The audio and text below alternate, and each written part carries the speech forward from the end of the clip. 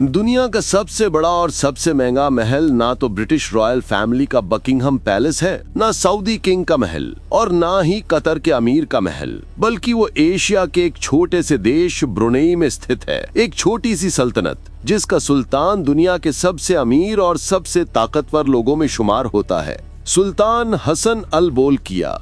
इनके महल में सोने का इतना इस्तेमाल है कि महल का कोना कोना उससे भरा हुआ है। दरवाजे, दीवारें, कुर्सियां और मेज, हर जगह कीमती सोना चमकता हुआ दिखता है। मगर ब्रुनेई सिर्फ दौलत का नाम नहीं है, ये एक ऐसी सल्तनत है जहां हर रास्ता एक नया राज खोलता है। एक ऐसी जगह जहां सुल्तान की मर्जी ही कानून है और जहां उनके हुक्म के आगे दुनिया की बड़ी बड़ी ताकतें चुप हो जाती हैं। ब्रुनेई एक छोटी लेकिन प्राकृतिक संसाधनों से भरपूर देश है। यहाँ के शासक हसन अल बोलकिया एक ऐसी शख्सियत के मालिक हैं जो राज, शान और ताकत का जीता जागता उदाहरण हैं। 1967 से लेकर आज तक वो ब्रुनेई के तख्त के अकेले मालिक रहे हैं और क्वीन एलिजाबेथ II के निधन के बाद अब वो दुनिया के सबसे लंबे समय तक शासन करने वाले शासक बन गए हैं। ये कहानी सिर्फ वक्त की नहीं बल्कि उस दौलत की है जिसे आम इंसान सोच भी नहीं सकता। कई अंतर्राष्ट्रीय स्रोतों ने रिपोर्ट किया है कि हसन अल बोलकिया की व्यक्तिगत संपत्ति $30 बिलियन से भी ज्यादा है और ये सिर्फ एक अनुमान है। उनकी असली संपत्ति के बारे में अभी तक कोई नहीं जान सका। उनके शाही ठाट बाट और शानदार जीवन शैली के पीछे ब्रुनेई के तेल और गैस के वे खजाने हैं जो जमीन के नीचे सोने की तरह छुपे हुए हैं। हर बैरल तेल और हर कतरा गैस सुल्तान की दौलत में एक और शून्य जोड़ता है। लेकिन ब्रुनेई के सुल्तान उन शाही परिवारों में से नहीं हैं जो अपनी दौलत को छुपाते हैं। उनके पास दुनिया की सबसे बड़ी निजी कार कलेक्शन है जिसमें हैरत अंगेज तरीके से 7,000 गाड़ियां हैं। ये कोई आम कलेक्शन नहीं, इसमें 600 रॉल्स, 450 फरारी और 3,880 बेंटलीज शामिल हैं। और इस कलेक्शन का सबसे नया हिस्सा है एक 24 carat gold plated Rolls Royce silver जिसे Guinness book of world records ने दुनिया की सबसे महंगी गाड़ी के रूप में दर्ज किया है। एक ऐसी गाड़ी जो न सिर्फ चमकती है बल्कि सुल्तान के इस महंगे शौक की एक झलक भी दिखाती है। सुल्तान की इस कार कलेक्शन की कीमत लगभग $5 अरब के करीब मानी जाती है। जमीन से हटकर आसमान की ओर रुख किया जाए तो उनकी प्राइवेट जेट फ्लोट भी किसी से कम नहीं। एक गोल्ड प्लेटेड बोइंग 744-400 जिसकी कीमत लगभग 40 करोड़ है, लेकिन सुल्तान इसे जहाज नहीं बल्कि उड़ते हुए महल के तौर पर इस्तेमाल करते हैं। क्रिस्टल शैंडलियर्स, सोने के वॉश बेसिन और लग्जरी इंटीरियर्स पर $2 करोड़ अलग से खर्च किए गए हैं। और ये सब सिर्फ आरामदायकता के लिए नहीं बल्कि लोगों के ख्याल में ये ताकत और पैसा दिखाने का एक तरीका है। बात यहाँ पर खत्म नहीं होती। सुल्तान ने अपनी बेटी को भी जन्मदिन के तोहफे के तौर पर प्राइवेट जेट गिफ्ट किया था। कुल मिलाकर सुल्तान के पास 17 एयरप्लेन हैं जो उनकी प्राइवेट कलेक्शन का हिस्सा हैं और हर एक जहाज में सोने का भरपूर इस्तेमाल किया गया है। यही वजह है कि ब्रुनेई के सुल्तान को जमीन तो जमीन आसमान के शहंशाह भी कहा जाता है। सुल्तान की शख्सियत के और भी कई दिलचस्प पहलू हैं, जैसा कि वो रॉयल मिलिट्री एकेडमी सैंडहर्स्ट के एक सर्टिफाइड पायलट हैं और अपने पसंदीदा नाई को लंदन से ब्रुनेई बुलाकर सिर्फ एक हेयर कट पर $21,000 खर्च करते हैं। ये उनके लग्जरी लाइफ स्टाइल का एक छोटा सा नमूना है। सुल्तान एक आर्ट कलेक्टर भी हैं जिन्होंने मशहूर फ्रेंच पेंटर रेनबार की पेंटिंग करोड़ों रुपए में खरीदी थी। खर्चा करने में वो इतने खुले हाथ के हैं कि 1996 में अपनी 50वीं बर्थडे पार्टी पर उन्होंने एक ही झटके में $3 करोड़ खर्च कर दिए, जिसमें माइकल जैक्सन को परफॉर्मेंस के लिए ही $5 करोड़ अदा किए गए थे। इस दौरान पूरे देश में 2 हफ्ते की छुट्टी मनाई गई और खास इस अवसर के लिए पूरा एक नया स्टेडियम बनवाया गया जिसमें दुनिया भर से 60,000 रॉयल गेस्ट ने शिरकत की। पर असली हैरानी की बात ये थी कि बर्थडे पार्टी में आए रॉयल गेस्ट को असली सोने के मेडल दिए गए। महल की बात की जाए तो इसे फिलिपीन आर्किटेक्ट लिएंड्रो लॉक्सिन्स ने डिजाइन किया था, जबकि इंटीरियर्स का डिजाइन खुआन चू से करवाया गया था जिन्होंने मशहूर बुर्ज उल अरब को भी डिजाइन किया था। 1984 में इस महल की निर्माण पर $5.5 अरब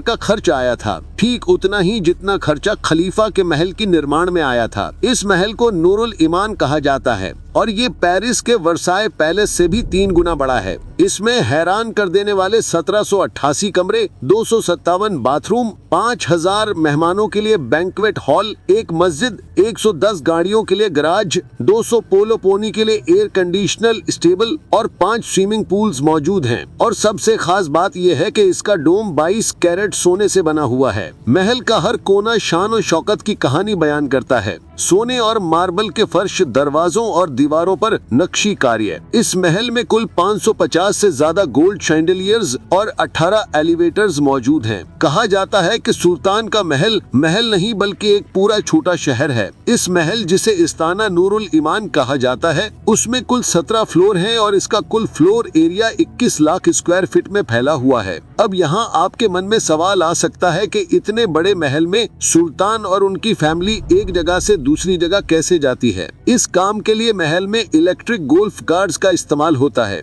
ये महल सिर्फ सुल्तान का घर नहीं बल्कि ये प्रधानमंत्री का ऑफिस और ब्रुनेई की सरकार का हेडक्वार्टर भी है। यहाँ से देश के तमाम बड़े फैसले लिए जाते हैं। सुल्तान हसन अल बोल्किया सिर्फ सबसे अमीर बादशाह नहीं, वो खुद प्रधानमंत्री भी हैं, वित्त मंत्री भी और गृह मंत्री भी। 2004 के संविधान संशोधनों ने उनके अधिकारों को और भी मजबूत कर दिया था। उन्हें कानून से ऊपर की स्थिति दी गई थी, चाहे वो उनकी सरकारी हैसियत हो या व्यक्तिगत। अब यहाँ आपको ये सब देखकर ये लग रहा होगा कि ब्रुनेई एक लिबरल देश होगा, लेकिन ऐसा नहीं है। उनकी सरकार का सबसे अहम पहलू शरिया कानून का लागू करना है। 2019 में सुल्तान ने इस्लामी कानून को पूरी तरह से लागू कर दिया। इस कानून के तहत व्यभिचार और समलैंगिकता करने वालों को पत्थर मारकर मौत देने की सजा दी जाती है, जबकि चोरी करने पर हाथ काटने जैसी सजा भी दी जाती है। ये निर्णय दुनिया भर में कड़ी आलोचना का शिकार हुआ, जिसके परिणाम स्वरूप लंदन और पेरिस में सुल्तान के लग्जरी होटल के बाहर प्रतिरोध प्रदर्शन भी हुए। ब्रुनेई में शराब और पोर्क पर तो सख्त पाबंदी है ही, लेकिन यहाँ तंबाकू सेवन करना भी गैर कानूनी है। फतवे केवल सरकारी मुफ्ती ही जारी कर सकते हैं और उनके फतवों का मजाक उड़ाना भी दंडनीय अपराध है। यहाँ जुम्मे की नमाज में सभी पुरुषों का शामिल होना अनिवार्य है और सभी महिलाओं पर ये अनिवार्य है कि वो ऐसे कपड़े पहने जिससे उनका शरीर पूरी तरह से ढका हुआ हो। इन तमाम सख्तियों के बावजूद ब्रुनेई में कुछ चीजें बिल्कुल मुफ्त हैं, जैसा कि शिक्षा और चिकित्सा। यहाँ किसी भी प्रकार का इनकम टैक्स भी नहीं है। यही वजह है कि यहाँ के बहुत से नागरिक अपने सुल्तान से मोहब्बत करते हैं और उन्हें अवाम का सुल्तान कहते हैं। उनका मानना है कि शरिया कानून ने देश को शांति बनाए रखा है और अपराध दर को कम किया है, मगर वहीं बहुत से लोग इसे एक बोरिंग देश मानते हैं और थोड़ी आजादी के लिए मलेशिया के शहर मीरी की तरफ चले जाते हैं, जहां शराब और खुला माहौल मिलता है।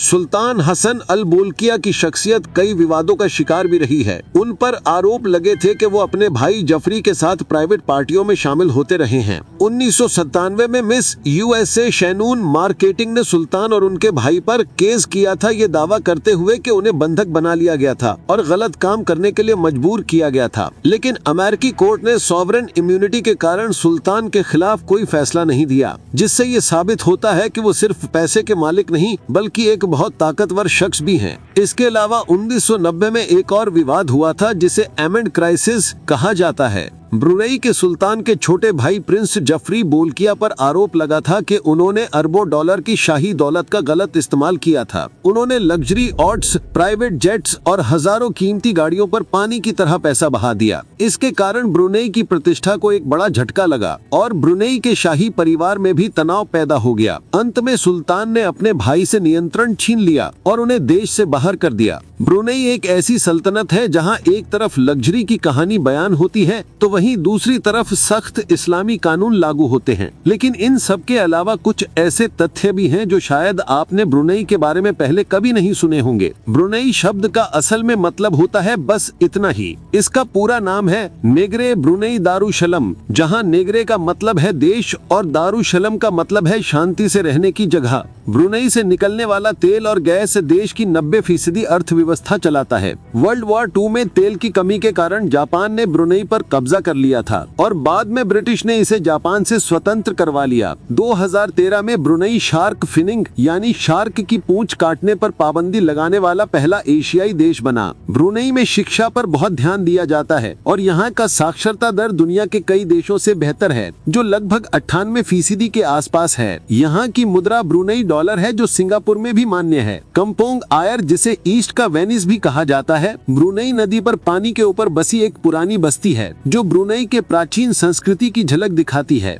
दोस्तों, उम्मीद है आपको ये वीडियो पसंद आया होगा। अगर आपको हमारा कंटेंट दिलचस्प लगा तो लाइक और शेयर जरूर करें। चैनल को सब्सक्राइब करना ना भूलें ताकि आप हमारी आने वाली अद्भुत और रोचक वीडियो मिस न करें। कमेंट में बताइए कि आप कौन सा टेक्नोलॉजी या इनोवेशन वीडियो देखना चाहेंगे। मिलते हैं अगली शानदार वीडियो में। धन्यवाद।